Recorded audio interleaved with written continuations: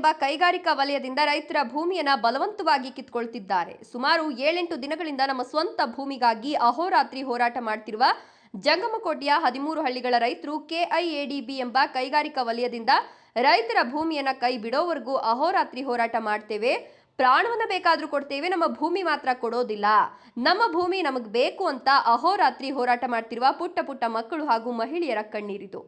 ಜಂಗಮಕೋಟೆ ಭಾಗದ ಸುಮಾರು 13 ಹಳ್ಳಿಗಳ ರೈತರು ಸುಮಾರು ದಿನಗಳಿಂದ ಅಹೋರಾತ್ರಿ ಹೋರಾಟ.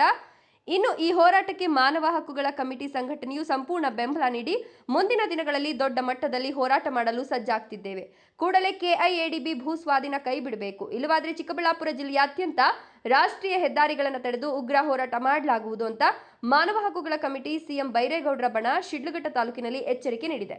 ಬಾಶೆಟ್ಟಿಹಳ್ಳಿ ದ್ಯಾವಪ್ಪ, ರಮೇಶ್, ಅರುಣ್, ಬಾಬಾಜಾನ್, ಆನೆವಡಗು ವೆಂಕಟೇಶ್, ಕುಂದಲಗುರ್ಕಿ ನಟರಾಜ್, ಗಜೇಂದ್ರ, ನವೀನ್, ಶಿವಾಜಿ, ಶ್ರೀನಿವಾಸ್, ವರುಣ್, ಸುಮನ್, ನವೀನ್, ಎಸ್, ದೇವಗಾನಹಳ್ಳಿ ವೆಂಕಟೇಶ್, ರಾಜೇಂದ್ರ, ಪ್ರಭಾಕರ್, ಹಕ್ಕಿಪಿಕ್ಕಿ ಕಾಲೋನಿ, ಬಲರಾಮ್, ಅಮಗಾರಹಳ್ಳಿ, ಮುನಿಲಕ್ಷ್ಮಮ್ಮ ಇನ್ನೂ ಹಲವಾರು ಸಂಘಟನೆಯ ಕಾರ್ಯಕರ್ತರು ಭಾಗಿಯಾಗಿದ್ದರು.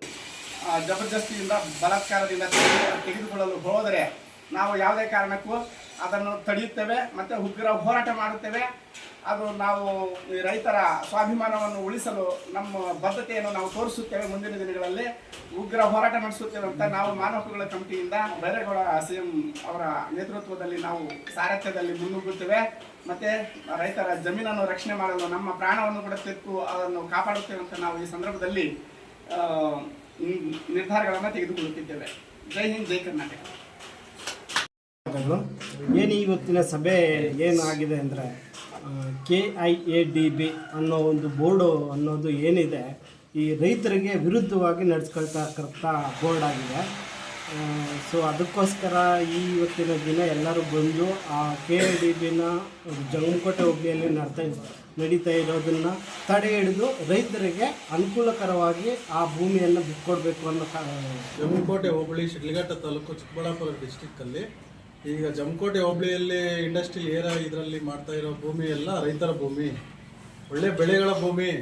ಅದನ್ನು ನಾವು ಯಾವುದೇ ಕಾರಣಕ್ಕೂ ಬಿಡ್ಕೊಡುವುದಿಲ್ಲ ಅಂತ ಹೇಳ್ಬಿಟ್ಟು ರೈತರ ಹೋರಾಟ ಅವರ ಪರವಾಗಿ ನಮ್ಮ ಮಾನವ ಹಕ್ಕುಗಳ ಕಮಿಟಿ ಮತ್ತು ಸಿಎಂ ಬೈರೇಗೌಡ ಅವರ ನೇತೃತ್ವದಲ್ಲಿ ನಮ್ಮ ಇದೆಲ್ಲ ಅವರು ರೈತರಿಗೆ ಬೆಂಬಲ ಕೊಡುತ್ತೇವೆ.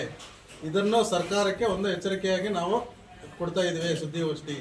ವೇಳೆ ಇದನ್ನು ಕೈ ಬಿಡದೆ ಹೋದರೆ ರಸ್ತೆಗಳನ್ನೆಲ್ಲ ಫುಲ್ ಅಡ್ಡಗಟ್ಟಿ ಫುಲ್ ಉಗ್ರ ಹೋರಾಟಗಳನ್ನು ಮಾಡುತ್ತೇವೆ.